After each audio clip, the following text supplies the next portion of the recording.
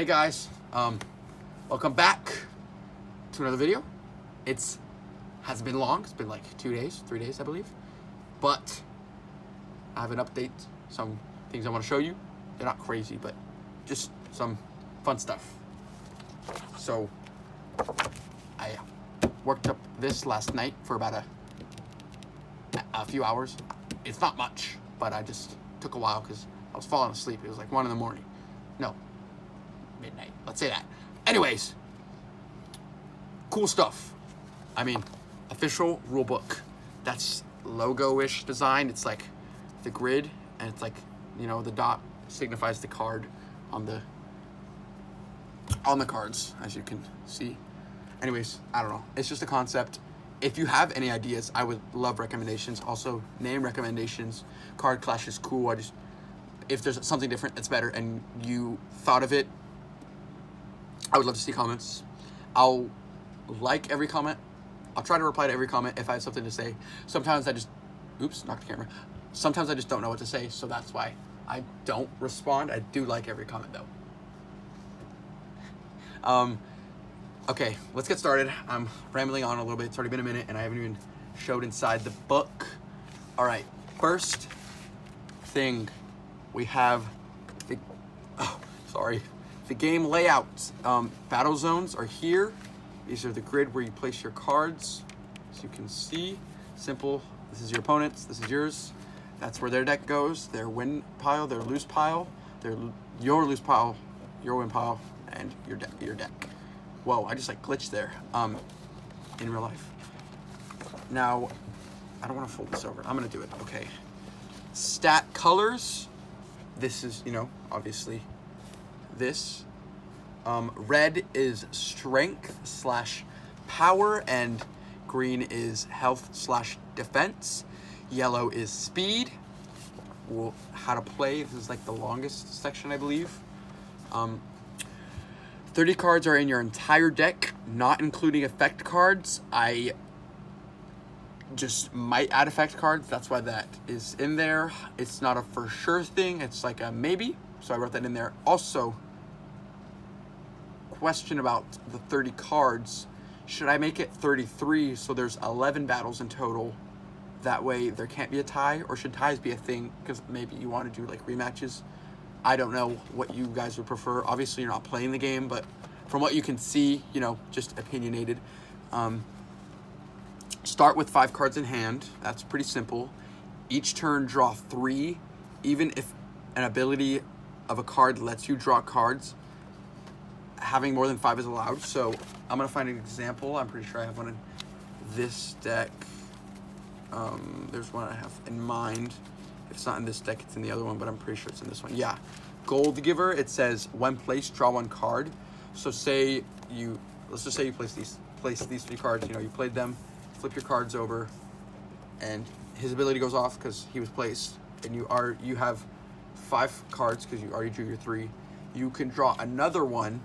Now you have 6 in your hand, and the next turn you play 3 cards and you draw 3 still. So you continue drawing 3 every turn. You don't draw less just because you have more than 5. So you can have more, you just can't start with more than 5, if that makes sense. If you have questions about the rules, ask me, because I want to make the rule book as good as possible, and if there's gaps in it, then you know, let me know. Yeah, that's that rule. That was this one. Okay, play 5 cards face down in the or play the cards. Sorry, I don't know where I got 5 from. It's probably here. But anyways, play the cards face down in the 3x3 grid. Here, you can place it anywhere in the grid you want.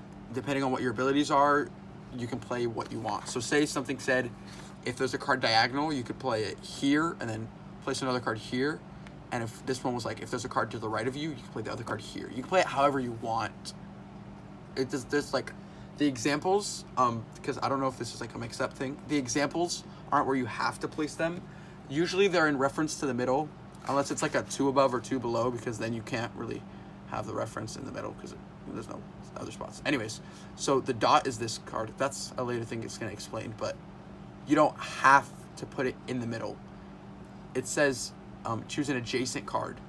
So I could place it in the bottom right and have a card adjacent here. It doesn't have to be placed there. It's just an example in reference to the middle. When yours and opponent's cards are all placed, flip cards over. So you reveal your cards because you don't want them face up, because then your opponent could just wait till you place all your cards and counter it. If a card was misplaced, you cannot move it after your cards are flipped. So if you read an ability and it said if a card is adjacent and you placed a card above on accident, once you flip it, you can't change it. But if you placed it and you guys haven't flipped yet, you're allowed to change it as much as you want. If a card, check and set off any abilities. So, if there's an ability that said if adjacent, you use that ability. Determine what attacks first by highest speed stat. That's pretty simple. If there's a tie, roll a dice. High roll goes first. So you just roll a dice. If I roll a 3 and my opponent rolls a 4, that card gets to attack first. But your card will still go right after. Whoever has the last card / cards alive, I'm so lost. Okay, yeah. Place the 3 cards you have in a pile face up if you win, and a pile face down if you lose. That's supposed to be face down.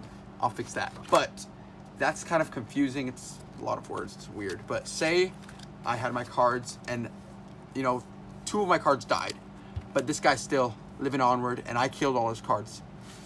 Then then I would place all these cards, even the dead ones, face up in a pile. Because if you place them both face down, then it can just get confusing and you can mix up your win and your lose piles. So it just makes it easier for you to keep track of. That's why that's there. Make 2 piles for win and losses. So yeah. Repeat process till all 10 battles are played and count winning cards. Once again, if you think it should be an odd number of battles, so that way it can't end in a tie, let me know. Highest winning cards win the game. So like if I have 21, that'd be 7 wins. If I had 21 winning cards and they had 9 winning cards, then I would win the game, obviously. Yeah. I had something else, but I forgot what I was saying. Okay, this is ability clarifications. I think I'm gonna have this open. If a card stat says above or below, or to the left or to the right, but I haven't used that yet, so I just didn't write it. I kind of forgot. It has to be specified that it's 2 above or 2 below, or it's only just the 1 above. So I keep knocking my camera. Okay, so say this said, if a card is above, gain 20 health. And the picture shows a dot with 1 card above. Since it said above and not 2 above, only the spot directly above it would count. So if I place them down here and there's a card 2 above, that wouldn't count towards the effect. But if it said if there's a card 2 above, then it would. Or 2 to the right, 1 to the right. Usually I say adjacent. So if I said 2 to the right or 2 to the left, I guess that makes sense. So I guess that makes sense. But if I said to the left specifically. Anyways, when a direction is stated, the diagram will specify only one or all. I don't know why I said above specifically. It's because of the example, I think. So if it said, if a card is above or below, I have a card that does this. So I think it's a good example. It should be one of these. Yeah. Any card below is protected and it can't be attacked till this card is killed. So here it shades in all the ones below it. So that means the whole row is good for the ability, which is, yeah. The dot is the card. So the dot is the card that you're holding. So the dot is where this card would be placed. And the box, or the shaded in box, would be where the other card would go for the ability to go off. No cards alive after a round. Now that sounds like, how could that happen? I'll give an example with a card that I have in my deck. It's a little bit broken, but kind of, not really. Okay, this is the very last one. So this says, if this card attacks or gets attacked, die and kill the opponent's card.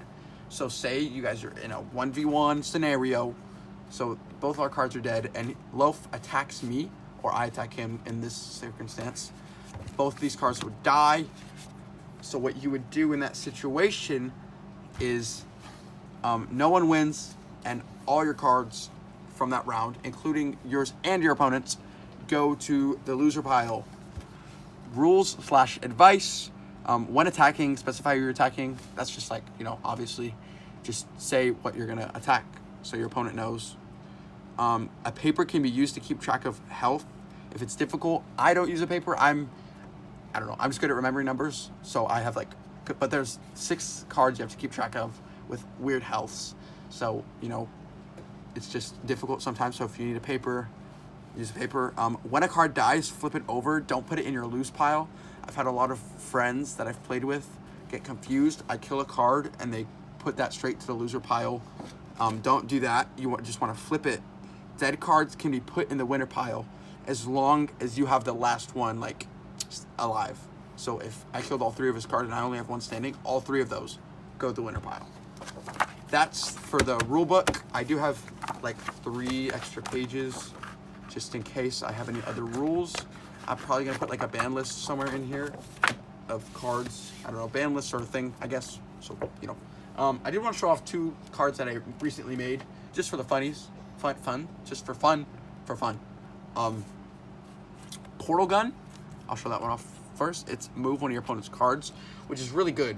Especially, let's say I had this in my deck. My opponent plays Loaf. It says, if your card lost last round, choose adjacent card to attack first. And that's really bad for me. And say there's no cards in the bottom row, I would just move them to the bottom row. That ability doesn't go off. And I'm good on that one. So that's something good. And then Plague Needle, it says take 5 health from enemies with lower speed and add the total. Oh, I didn't finish writing it. That's not good. But it's add the total to all allies. I will write that right now, guys. Blooper. Don't mind me. I messed up. Okay, I really don't want to mess this up. I messed this up earlier and I had to redo it. Add total to all allies. All right, guys, we fixed it. I didn't realize I did that. That's my bad. It's because I finished the last one at total because I wrote total really bad. So that one's pretty good. If your opponent has 3 cards that are slower than this, then your opponents both gain 15 health, which is not terrible. And it does 5 damage to each of them, which is good. Those are 2 new cards. Yeah, I think that's it. Once again, leave a comment down below if you have any advice for me, because that'd be really helpful. I mean, I really like my game so far, but I want to make it the best it can be. If you have ideas for cards too, or abilities, that would be great. So you can do abilities that affect the other side and abilities that affect your opponents. You can do above, below, diagonal, two diagonal, in the middle diagonal, above and to the right. I don't know, something crazy. That's just diagonal, but you know what I mean. If you have any cool abilities or card ideas, art ideas, name ideas, if you just have a cool word that I could use, I don't know, anything you want, please do it. It's really cool. I want a community that I can talk to, kind of get ideas from them. I think that would just benefit me a lot and let your experience be better watching the card game. Okay, I'm kind of dragging this on. I'm sorry. I just like talking a lot. But that is basically all I have left.